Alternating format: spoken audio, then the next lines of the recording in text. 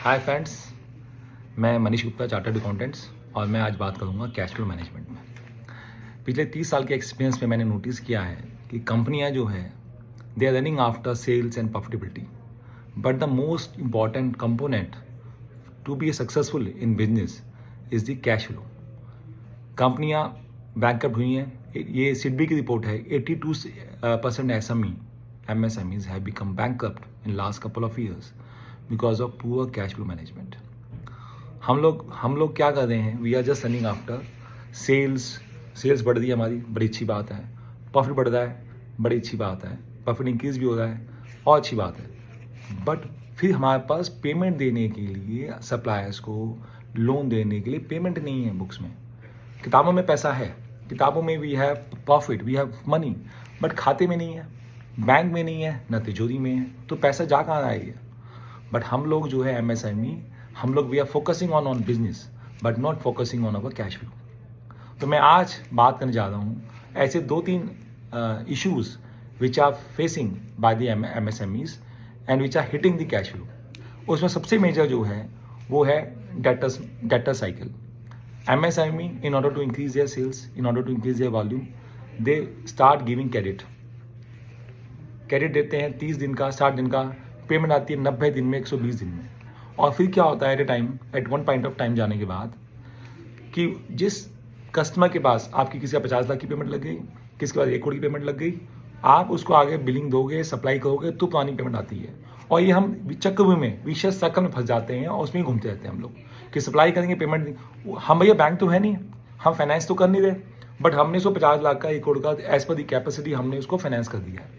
तो हमें इस विशेष सर्कल से बाहर निकलना है। और फिर हो क्या रहा है, उस डेटा को फाइनेंस करने के लिए हम बैंकों से लोन ले लेते हैं, ओडी पे ओडी। और भैया हमारे तो पिताजी कहते थे कि ओडी जो लोन है वो कभी सोती नहीं है, उसका ब्याज कभी बंद नहीं होता है, 24 घंटे चलता रहता है। तो हम उस विशेष सर्कल में फंस जाते हैं जहाँ पे हमारे डेटर्स की पेमेंट तो 60 दिन की 120 दिन में आ रही है और क्रेडिटर्स हमारी जान के पीछे पड़ा हुआ है, हमारी स्टैट्यूटरी पेमेंट लेट हो रही है, हमारे ड्यूज डिफॉल्ट हो रहे हैं। तो इस चक्रव्यूह से फंसने के लिए हमें डेटा मैनेजमेंट बहुत जरूरी है। अगर आप कंपनी देखेंगे, I am going to talk about companies like Hindustan Lever. मैंने 3 कंपनी चुनी है FMCG में, Hindustan Lever, ITC limited, Nestle India. अगर इनका डाटा साइकिल देखेंगे तो हिंदुस्तान लीवर का 70 दिन का डाटा साइकिल है, ITC का 20 डेज का, लेस देन 20 डेज, नेस्ले का 5 डेज का, 6 डेज का साइकिल है डेटर्स का। So they are able to realise very fast. और हम लोग क्या कर रहे हैं MSME, जबकि इनके पास अफोर्डेबिलिटी है, they have got financial muscle power, even then they have got a brand.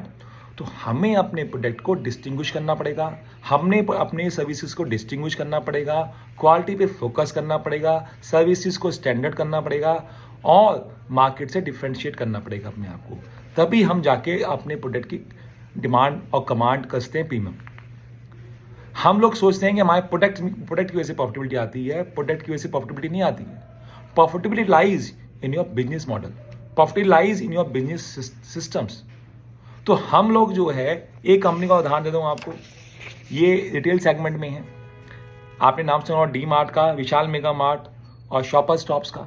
अगर इनका डाटा साइकिल देखेंगे तो डी मार्ट का 1 दिन का है, विशाल मेगा मार्ट का 0 दिन का कैश सेल है सारी, शॉपर स्टॉप का 5 डेज का है। तो ये कैश सेल कर रहे हैं। इनका जो साइकिल है, कैश कन्वर्जन साइकिल होता है। कैश कन्वर्जन साइकिल क्या होता है कि आप अपना जो है, जिस दिन से आपने पेमेंट दी और वो पेमेंट घूम के वापस कब आई, that is called cash conversion cycle. आपने पेमेंट दी रॉ मटेरियल परचेज करने के लिए और जब आपकी डेटा से लाइज हुई तो that is called cash conversion cycle. तो आपको ये देखना है कि आपकी कैश कन्वर्जन साइकिल जितनी कम होगी, जितना आपका फास्टर रोटेशन होगा, आपकी प्रॉफिटेबिलिटी उतनी ही बेटर होगी। और कैश है, जान है तो जहान है। कैश है तो आपके पास स्ट्रेंथ है। कहीं कोई हिट आता है, मार्केट में कोई इशू आता है, एक्सटर्नल फैक्टर का इशू आता है, if you are cash is, झेल जाओगे आप, उसको कर लोगे। अगर कोई अपॉर्चुनिटी आती है, उसको एनकैश कर लोगे आप। बट आपके पास, if you are always starving for cash कम है आपके पास, तो you are always facing challenge. आपका जो माइंड है वो कभी पीसफुल नहीं होगा। आप ऑलवेज, आज EMI लगनी है, आज TDS पे करना है, वो आगे खड़ा हो जाएगा अकाउंटेंट आपके लिए। तो हमें जो है अपने मॉडल को रीवर्क करना है। मैं अपने भाइयों से कहता हूँ, मैं भाइयों से कि भैया अपना मंथली कैश फ्लो बनाएं। हम लोग प्रॉफिट एंड लॉस बनाएं, हम लोग मंथली बैलेंस शीट बनाएं। आप अपने अकाउंटेंट को, अपने चार्टर्ड अकाउंटेंट को बोल दीजिए, कुछ एक्स्ट्रा पैसा दे दीजिए कि भैया मुझे जो है एक मंथली बेसिस पे, क्वार्टरली बेसिस पे मुझे कैश फ्लो बना के दे दे, प्रॉफिट एंड लॉस बना के दे दे मुझे, जिससे मुझे पता लगा कि मैं कहाँ स्टैंड करता हूँ। बट हम लोग क्या कहते हैं, बैलेंस शीट भी, प्रॉफिट एंड लॉस अकाउंट भी हमारी जो है साल के एंड के 6 महीने बाद बनती है, वो भी at the end nick of the time, जब लास्ट डेज होती है तब जाके बैलेंस शीट बनती है। हमारा फोकस ही नहीं है, हमारा फोकस बिजनेस बनाने पे है, हमारा फोकस सेल्स बनाने में है, बट हमारा फोकस इन चीज़ों को कंट्रोल करने में नहीं है, जो हमारे लिए बहुत इंपॉर्टेंट है, एसेंशियल है to the life line of the business, जिसमें हम काम नहीं करते, जिसमें हमारा फोकस नहीं है। तो मैं MSME भाई से कहना चाहता हूँ। फिर दूसरा, एक एडिडास का आपको पता हुआ स्कैम हुआ था 10 साल पहले, जिसमें उनके जो है जो सेल्स पीपल थे, they were selling to their distributors and dealers. तो just to increase their sales, just to show that they are doing the wonderful job, they are increasing the sales, they have parked the stock to different dealers, to different vendors. बाद में पता क्या लगा कि वो vendors, जो suppliers, जो customer थे, जो उनके डीलर डिस्ट्रीब्यूटर थे, they have return back the stock, और वो सेल्स एक्चुअल सेल नहीं थी। तो अगर आप जो है, पहले मैंने बोला डिफरेंशिएट कीजिए, दूसरा मैंने बोला कि आप अगर डेटर्स को पेमेंट कर रहे हैं, आपका क्रेडिट पीरियड दे रहे हैं, आपको immediately you can not withdraw the credit period, आप धीरे धीरे कम कीजिए उनको, अपने डेटर्स अच्छे ढूंढिए, अपना मैकेनिज्म चेंज कीजिए। जैसे आजकल लोग ऑनलाइन सेल कर रहे हैं, ई-कॉमर्स सेल कर रहे हैं, वहाँ पे आपको जो है payment within times, Amazon है, फ्लिपकार्ट है, इनके थ्रू सेल करते हैं, तो they are ensuring you payment within certain period of time, वहाँ पे डिलेज एंड डिफॉल्ट नहीं है, though they are keeping a thin margin, but that's okay if you are getting the cash. क्या फ़ायदा कि आपने सेल भी कर दी है बट आपके पास पैसा नहीं है, पैसा आ नहीं था आपको, या पैसा आ रहा तो बहुत डिले आ रहा है, आपका सारा सिस्टम हिल जाता है उससे।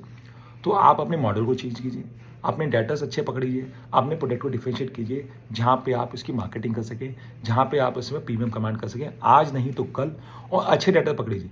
जो डेटर आज भी 30 दिन, 60 दिन बोल के 120 दिन दे रहा है, उसका रिस्क बहुत बड़ा है, वो कभी भी डिफॉल्ट मार सकता है, वो कहीं ना कहीं वो फंसा हुआ है और आपसे माल लेके अपनी गाड़ी चला रहा है, तो कहीं भी फंसेगा तो आप पर हिट मारेगा, तो उनसे बाहर निकलीजिए, उस चक्कर से आप बाहर निकलीजिए। तो ये डाटा मैनेजमेंट में, जिसमें आपको डाटा रीजिंग बनवानी है, अपना देखना है कि सिस्टम के भैया डाटा रीजिंग हमारी कैसे चल रही है, how the data are moving. Second जो बिगेस्ट चैलेंज आता है, जो मैंने देखा है अपने 30 साल के एक्सपीरियंस में, इन्वेंट्री मैनेजमेंट। लोग बाग जो इन्वेंट्री बनाते हैं, प्रोडक्शन करते हैं, वो प्रोडक्शन के हिसाब से करते हैं, they are never going with the understanding of what is being sold the most. एक एनालिसिस है which is called the ABC analysis, और is called the FSN analysis, fast FSN, slow and non moving analysis. एक होता है ABC analysis. एक quantity वो होती है where we are able to sell majorly 60% of our item, one product which is being sold around 60% of the total sale is classified under A item, B is 20 to 25 and C is 5 to 10%. Similarly fast moving, slow moving और non moving है। तो आप अपने accountant को बोलिए, अपने CEO को बोलिए कि भैया मुझे FSN एनालिसिस, ABC एनालिसिस कर दीजिए लास्ट 3 to 6 मंथ का, जिसमें आपको पता लग जाए कि आपकी कौन सी इन्वेंट्री कितनी फास्ट मूविंग हो रही है, कौन सी A क्लास है, कौन सी B क्लास है, कौन सी C क्लास है, और जिस प्रपोर्शन में आपकी सेल हो रही है, जिस प्रपोर्शन में आपकी वो इन्वेंट्री मेंटेन हो रही है, उसी प्रपोर्शन में आप अपनी इन्वेंट्री को मेंटेन कीजिए। जिससे अभी होता क्या है, मैंने देखा है कि जो माल बिकता है वो हमारे पास होता नहीं है, और जो है वो बिकता नहीं है। तो ये हमारी समस्या है। तो उसका निवारण यही है कि आप अपनी ABC एनालिसिस कीजिए, इन्वेंट्री रिको बनवाइए। बैलेंस शीट बनती है, इन्वेंट्री रिको ही नहीं होता, लास्ट में CA ऑडिटर करता है, वो बना बनू के भेज देता है इन्वेंट्री रिको। हमारा हर महीने इन्वेंट्री रिको होना चाहिए, कौन सी आइटम मूविंग हो रही है, कौन सी नॉन मूविंग हो रही है, कौन सी स्लो मूविंग हो रही है, जो नॉन मूविंग है वो स्टकअप तो नहीं हो गई है, उनको किस तरह से डिस्पोजल किया जाए, टाइमली डिस्पोजल किया जाए, कुछ पैसा मिल जाए। 3 साल बाद सोचेंगे निकालेंगे तो वो भी नहीं मिलेगा। तो रिटेल सेगमेंट में यहाँ तो और इंपॉर्टेंट हो जाता है इन्वेंट्री मैनेजमेंट। तो आपको जो है इन्वेंट्री मैनेजमेंट ध्यान देना है। अब मेरे पास एक भाई साहब आए, 100 करोड़ टर्नओवर, 25 करोड़ का डेट स्टॉक लेके बैठे हुए, वो लॉस ही तो है आपका, और उसको आप कैरी फॉरवर्ड कर दो लेबर डे पहले, उसके बाद फाइनेंसिंग कॉस्ट दे दो, आप लोन ले रखा है आपने उसको फाइनेंस करने के लिए, तो आप उसकी जो जो जो जो स्क्रैप वैल्यू है उस पर आप कॉस्ट इनकर कर दो। तो इन्वेंट्री मैनेजमेंट जो है इज वेरी इंपॉर्टेंट। मैं आपको फ्री एग्जांपल देता हूँ इन्हीं तीनों सेक्टर का। रिटेल सेक्टर में जैसे मैंने बताया, डी मार्ट है, विशाल मेगा मार्ट है, शॉपर स्टॉप है।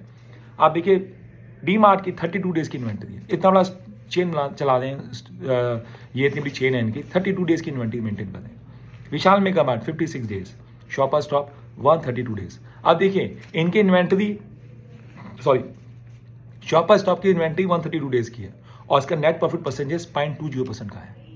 विशाल मेगा मार्ट की 56 डेज की है, इसका 5.90% है और डी मार्ट की 32 डेज है, 5.1% का है। तो आप देख रहे हैं Shopper Stop which is carrying 132 days carry, उसका इंपैक्ट कहाँ आ रहा है? प्रॉफिटेबिलिटी में आ रहा है। Ultimately he is incurring the cost, they are incurring the cost, so that cost somewhere is getting hit in the profit loss account.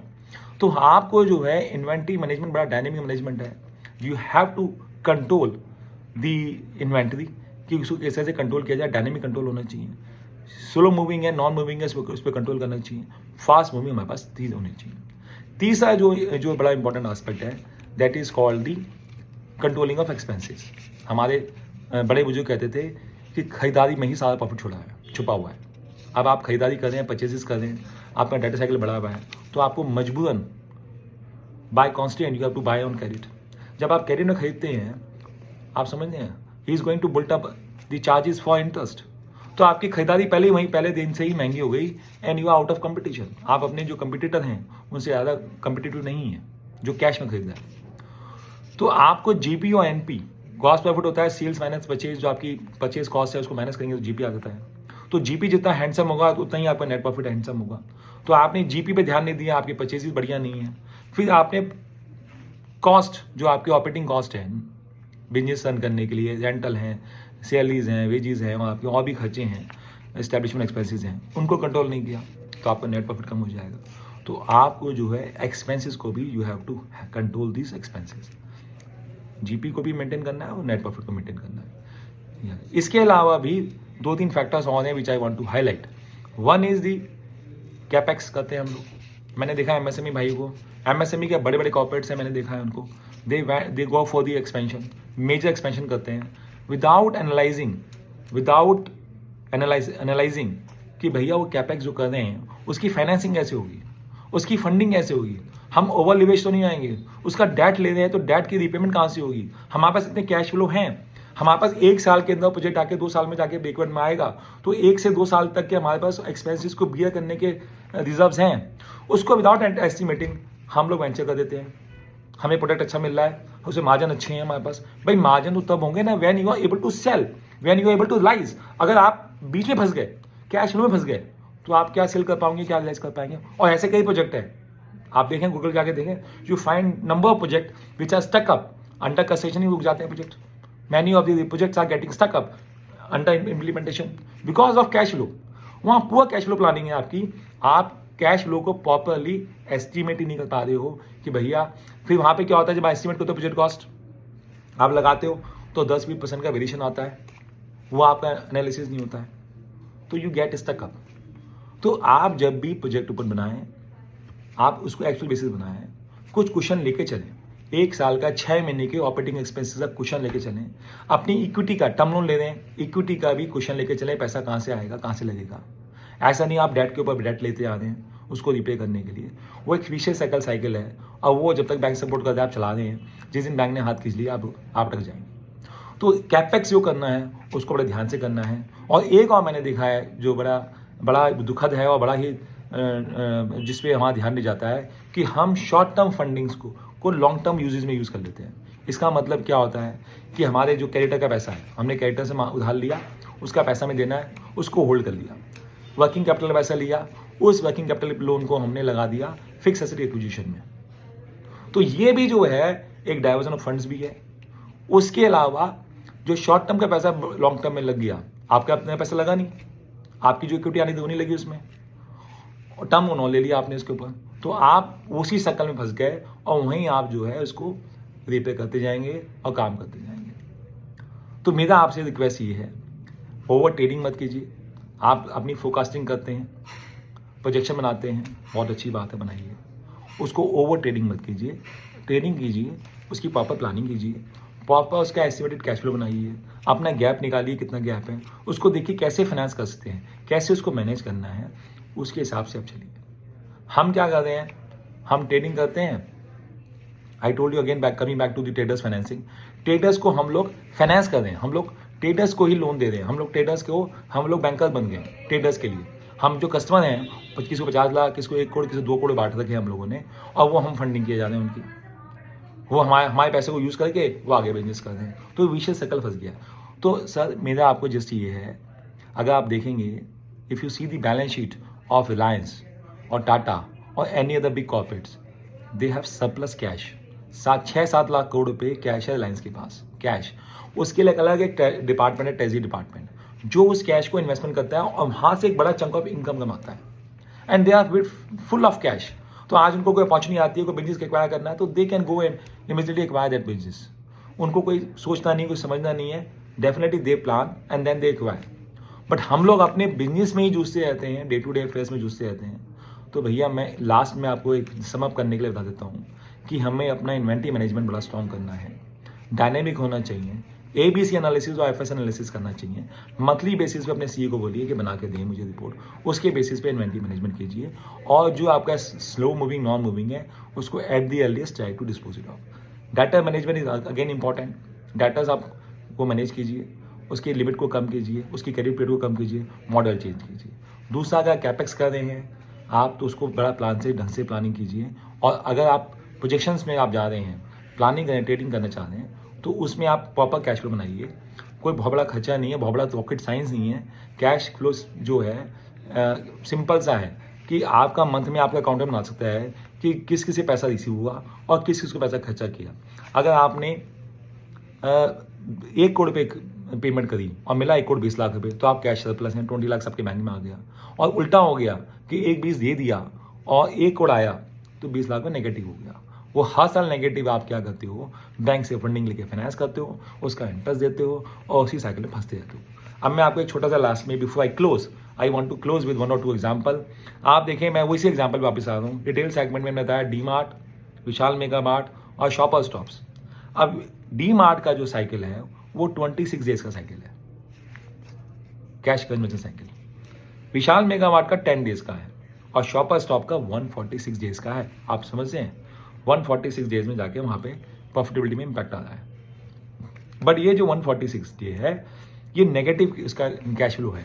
Negative cash flow में मतलब क्या है कि इस भाई ने, शॉपर स्टॉप्स ने, इससे जो क्रेडिटर्स हैं वो 283 डेज के हैं, डेटर्स 5 डेज के हैं और 132 डेज का इन्वेंट्री है। तो ये क्रेडिट करके पैसे पे खेल रहा है, they are playing on the money of the creditors. तो सिमिलरली अगर आप जाएंगे ऑटो सेक्टर में, आप देखेंगे कि महिंद्रा एंड महिंद्रा है, उसका नेगेटिव कैश फ्लो है, मतलब कि इनको 40 डेज का नेगेटिव कैश फ्लो है। तो इनके पास कैश पहले आ रहा है और 40 डेज बाद उनको पेमेंट करनी है। हीरो फिन को आपका 34 डेज का है, पैसा पहले आ रहा है, 34 डेज बाद पेमेंट करनी है, और अशोक लेलैंड का 6 दिन का आ रहा है।